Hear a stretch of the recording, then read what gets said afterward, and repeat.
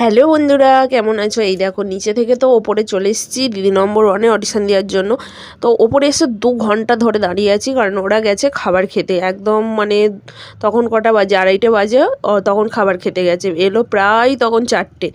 2 ঘন্টা পর লাইনে দাঁড়িয়ে ওপরে, তারপরে এই যে দিদি নম্বর ওয়ানের ফর্ম যেটা দিয়েছে সেটা নিলাম। তারপরে এই যে মেয়ে এখন বসে বসে ফিল আপ করে দিচ্ছে আর আমি লাইনে দাঁড়িয়ে আছি। ভাগ্যিস মেয়ে গিয়েছিল, না হলে নিজে ফর্ম ফিল আপ করে লাইনে দাঁড়ানো মানে অনেক লেট হয়ে যেত।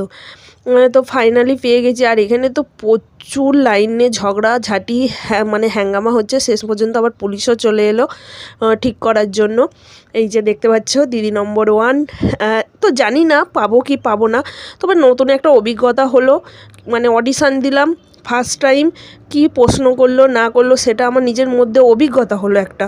তো পাই আর না পাই, এই যে একটা অভিজ্ঞতা হলো, এটা তোমাদের সঙ্গে আমি শেয়ার করতে পারছি, এটাও একটা আমার কাছে অভিজ্ঞতা। তো ফাইনালি আমরা ওখানে অডিশন দেওয়ার পর বেরিয়ে পড়েছি সিমলাগড় কালীবাড়ি পান্ডুয়াতে, কারণ খুব বিখ্যাত কালীবাড়ি এখানে, যেহেতু ইংরাজি বছরের প্রথম দিন। আর এখানে এসেছি যখন বললাম মেয়েও বললো চলো মা তাহলে একটু মন্দির থেকে ঘুরে আসি। তো মেয়ে এখানে পুজো টুজো সব কিছু দিয়ে দিল। তারপরে এই যে ব্রাহ্মণটা এখানে সিঁদুরের টিপ পরিয়ে দিল।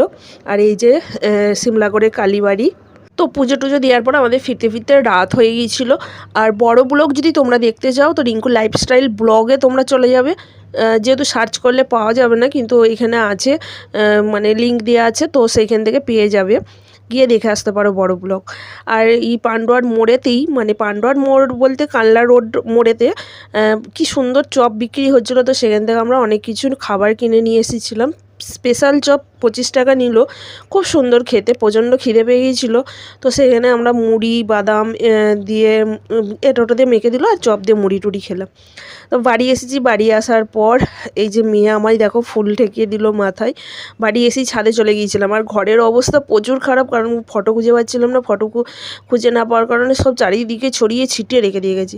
আর আমার মেয়ে তো এখানে মানে কি বলবো, প্রচুর প্রচুর বকছে ঠাকুরের কাছে যে আমার 2 বছর খারাপ গেছে, তুমি জানো এবছর ভালো দিও আমায়। মানে এত বকছে, যদি ভয়েসটা দিতে পারতাম তোমাদেরকে ভালো হতো। মানে এত বকছে, বলছে আমার মাকে একটা ভালো দেখে জামাই এনে দিও, এই সব বকছে। আমি বলছি কী বলতে চাইছিস কি তুই? নিজের জামাই চাই সেটা বলতে, নিজের বর চাই সেটা বলতে চাইছে না, বলতে পারছে না, বলছে মায়ের জন্য একটা জামাই এনে দিও ভালো করে। এইসব হলো। তারপরে এই যে আমরা এখন রাত্রিবেলা কাচ্চি বিরিয়ানি নিয়ে এসেছিলাম, কাচ্চি বিরিয়ানি, ভেজ বিরিয়ানি সব কিছু খাওয়া হলো। চলো টাটা। কেমন লাগলো ব্লগটি জানিও, ভালো লাগলে অবশ্যই সাবস্ক্রাইব করে দিও।